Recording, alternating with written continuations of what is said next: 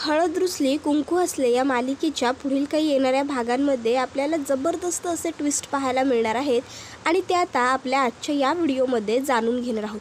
तर मित्रांनो, आतापर्यंत आपण पाहिलं की कृष्णा हिला स्वयंपाकातला सुद्धा येत नाही आणि म्हणून बाळजाबाई तिच्यावरती नाराज होत होत्या. तर आता दुष्यंत आणि त्याचं वडील यांनी एकमताने कृष्णाची बाजू घेतली होती. तर आता इथे कृष्णा हिने सांगितलं आहे बाळजाबाईंना आणि दुष्यंतला की मी माझ्या शेतावरती राबणार आणि दुष्यंतने कृष्णाची ही अट मान्यसुद्धा केलेली असते. आता लग्न होऊन जवळपास काही दिवस उलटून गेलेले असतात. आता नव्या नवराईची नवलाई संपलेली असते. कृष्णा आता दुष्यंतकडे येते आणि दुष्यंतला म्हणत असते, दुष्यंत सरकार, कदाचित म्या बोललेल्या शब्दाचा तुम्हासनी इसर पडायला म्हणून तुम्हासनी आठवण करून द्यायची म्हणून म्या हितपावतर आलोय. दुष्यंत कृष्णाला म्हणतो, कशाबद्दल बोलतेस? त्यावर कृष्णा म्हणत असते, दुष्यंत सरकार, म्या म्हणालो होतो तुम्हासनी की मला माझ्या बाचं कर्ज फेडायचं आहे, त्याच्या इरीला पाणी लावायचं आहे, माझ्या पूजीचं लगीन बी करायचं आहे आणि माझ्या माहेरचं घर बी चालवायचं आहे. त्यावर दुष्यंत म्हणतो, किती पैसे हवेत तुला? त्यावर कृष्णा म्हणते, दुष्यंत सरकार, अहो मला पैसे नग आहेत तुमच्याकडनं. म्या म्हणलो होतं तुम्हासनी म्या माझ्या शेतात काम करणार म्हणून. मग आता मला त्यावर दुष्यंत म्हणतो, शेतावर जायचं आहे बरोबर? त्यावर कृष्णा होकार देते. दुष्यंत म्हणतो, अगं मग त्याच्यामध्ये तुला मला विचारायची काय गरज आहे? हे बघ, तू शेतावर जाऊ शकतेस, प्रत्येक मुलगी ही इंडिपेंडंट असते. त्यावर कृष्णा म्हणते, कायची पेंड? त्यावर दुष्यंत म्हणतो, इंडिपेंडेंट म्हणजे स्वातंत्र्य. प्रत्येक मुलगी ही स्वतंत्र आहे. तिला काय करायचं काय नाही करायचं, तिने कुठे जायचं कुठे नाही जायचं हे तिने ठरवायचं असं मला वाटतं. त्यामुळे तुला माझ्या परमिशनची काहीसुद्धा गरज नाही आहे.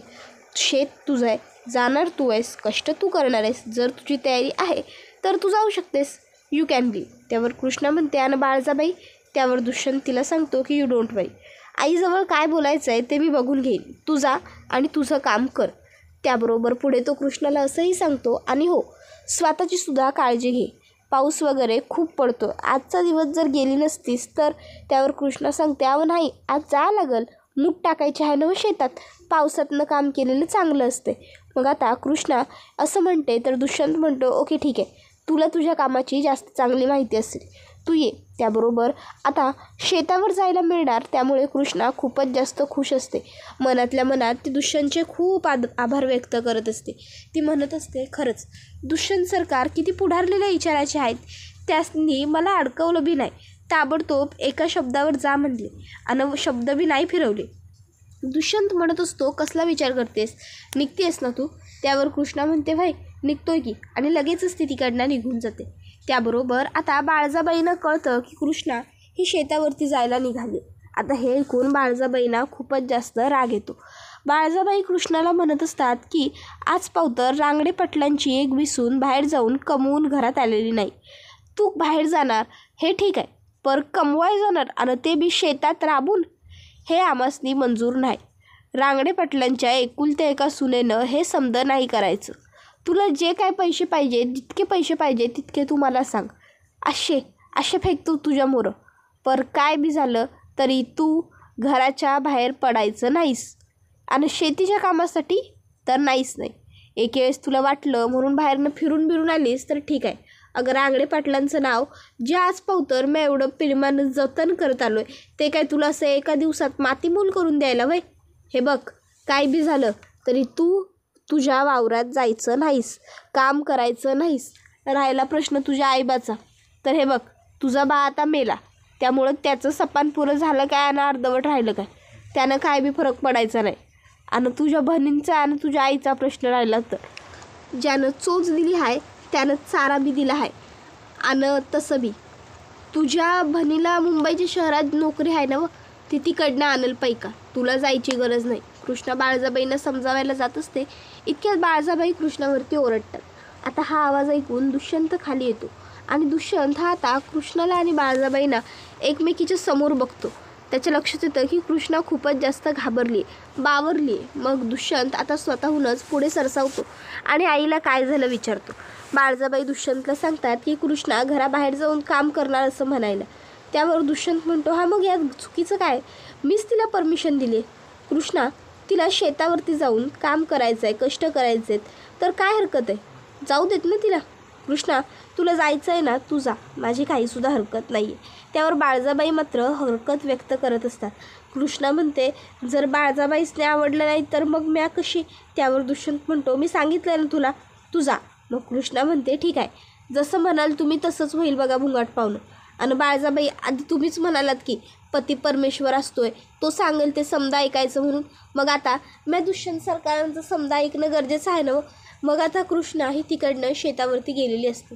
तर इकडे दुष्यंत हा आईची समजूत घालत तिला म्हणतो, हे बघ आई, कृष्णाने कुठे जायचं, काय करायचं, काय नाही करायचं, हा सर्वस्वी तिचा निर्णय आहे.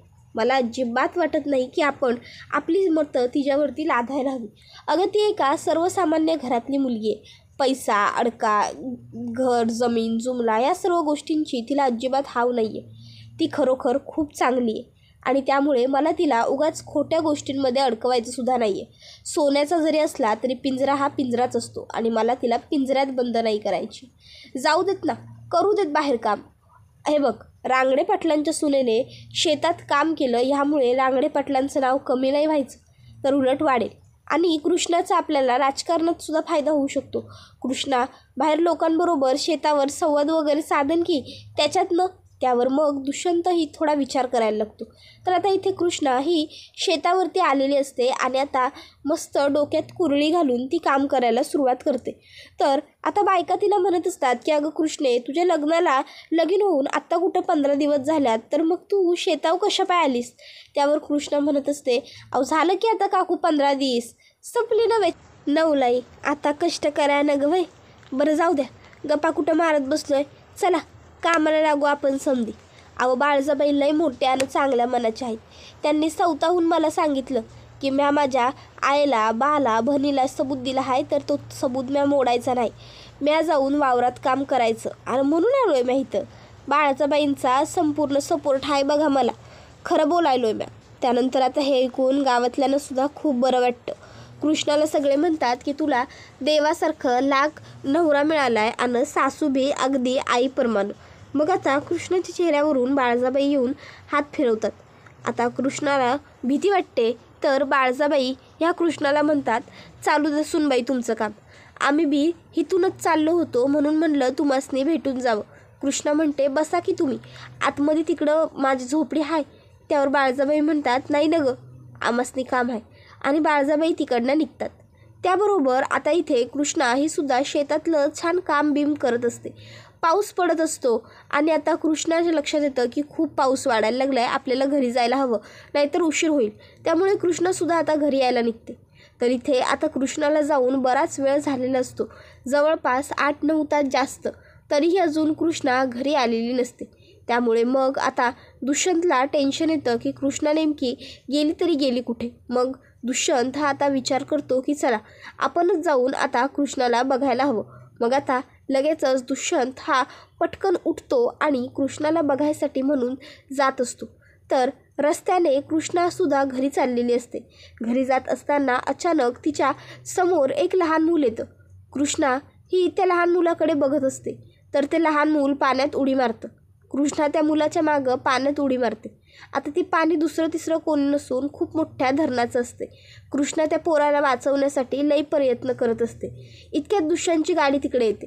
दुष्यंत विचार करतो, अरे एवढी गर्दी? मग दुष्यंत विचारतो, काय रे, काय झालं, तुम्ही समजे असे का थांबलाय आणि गर्दी कशापायी केली आहे इथं, काय घडलंय काय? त्यावर आता गावातली लोक त्याला सांगायला लागतात, आहो ते म्हणजे ही सगुणा, हिचा पोरगा आहे अखिल, आव तो इथं खेळत होता, तो रोज येतो हिच्या संगट काम करायच्या टायमाला आणि खेळता खेळता कधीच्याला तो इरीत पडला तो काही कळलाच नाही. कृष्णा ह्या रस्त्यानं जात होती तर ती त्या पोराला काढाय इरीत उतरल्या, तेव्हा आम्ही तिला समजे म्हणालो, सांभाळून काढ सांभाळून काढ. त्यावर दुष्यंत म्हणतो, काय कृष्णा विहिरीत आहे? मग आता दुष्यंत हा विहिरीत वाकून बघतो आणि कृष्णाला हाका मारायला लागतो. कृष्णा काहीच आवाज देत नसते. मग मात्र दुष्यंतचा नाईलाज होतो आणि कृष्णाला काढण्यासाठी पाण्यातून दुष्यंत स्वतःसुद्धा उडी मारतो पाण्यात. आता दुष्यंतला सुद्धा फारसं चांगलं पोहता येत नसतं, त्यामुळे तो गटांगळ्या खायला लागतो. मग एका हाताने कृष्णा त्या पोराचा हात पकडते तर दुसऱ्या हाताने दुष्यंतचा, आणि मग कृष्णा आता त्या दोघांना सुद्धा पाण्यातून खेचून बाहेर घेऊन येते. तोवर गावकरी सुद्धा येतात आणि त्या मग कृष्णाची मदत वगैरे करतात. तर आता कृष्ण दुष्यंतला म्हणते अवबुंगाट पाहुणं ते. त्यावर दुष्यंत म्हणतो गप्प बस, एक अक्षरही बोलू नकोस. मूर्ख आहेस का तू? तुला स्वतःच्या जीवाची काळजी घेता येत नाही. अगं आज जर काही बरं वाईट झालं असतं तर काय केलं असतं आपण? कळतंय का तुला तू काय केलंस ते? अगं अशी विहिरीत डायरेक्ट कोण उडी मारतं? नाही, मला माहिती आहे की तुला त्या मुलाचा जीव वाचवायचा होता. अगं पण मग जीव वाचवण्यासाठी वेगवेगळे कितीतरी पर्याय आहेत. तू लोकांना गोळा करायचं होतंस किंवा दोरखंड खाली फेकायचा होतास. त्या मुलाने दोरीला पकडून वरती आला असता की स्वतः ही अशी पाण्यात उडी मारायची. कृष्णा लक्षात ठेव, आता तुझ्या मागे रांगडे पाटलांचं आडनाव लागतं. जर तुला काही बरं वाईट झालं ना तर त्याचा सर्व दोष आम्हाला लागेल. कळतंय का तुला? तू विहिरीत उडी मारायची काहीच गरज नव्हती. वेडे, तू एक शब्द जरी बोलली असतीस ना की त्या मुलाला बाहेर काढा, तरी कोणीही त्याला बाहेर काढलं असतं तुझ्या शब्दावर. आता तू रांगडे पाटील आहेस, रांगडे पाटील. त्याबरोबर कृष्णा म्हणत असते ठांकू. दुष्यंत म्हणतो थँक्स. कशासाठी? त्यावर कृष्णा म्हणते म्या त्या काय बी चूक नसलेल्या निरपराध निर्दोष लेकराला वाचवाय पाण्यात उडी मारली होती. पर तुम्ही जाणून बुजून पाण्यात उडी मारलेल्या तुमच्या बायकोला पाण्यातनं बाहेर काढाय उडी मारली होती. खरंच म्या लय आभारी हाय बघा तुमची. तुम्ही कायम माझ्या संकट असेच राहिला असं नवं तर मग मला कोणत्या बी संकटाला सामोरं जाया भीती वाटायची नाही. म्या काय बी माझ्या मोहरा आलं नवं तर त्याला बी सामोरं जायची तयारी ठेवतो. खरंच. त्यावर दुष्यंतचं रागसुद्धा आता जरा कमी होतो. तर गावातली लोक म्हणत असतात की जाऊ दे दुष्यंत सरकार, अवन नगा वरडू कृष्णीवर. लहानपणापासून ती अशीच आहे. कुणाला बी अडचणीत बघायची तिला मुळात सवयच नाही. ती समद्यांची मदत करते. आणि आता तुम्ही बी बघा की सवता बी कृष्णीला वाचवायसाठी तुम्ही पाण्यात उडी मारलीच की. खरंच कारभारी यानं कारभारीन दोघं बी लई भारी हायसा तुम्ही. तुम्ही दोघं तर तुमचं घर चांगलं चालवालच, पण त्याबरोबर आपली 5 गावं बी लई चांगल्या पद्धतीने सांभाळाल. कृष्णे, ह्यावर्षी बघ समद कसं झाक होणार आपल्या गावातलं असं सुद्धा लोक आता म्हणायला लागतात. त्यावर कृष्णा आता लोकांना म्हणते वय समद झाक होईलच. तुम्ही बाळजाबाईसनी निवडून आणा, मग बघा बाळजाबाई समद्यांचा कसा उद्धार करतील ते.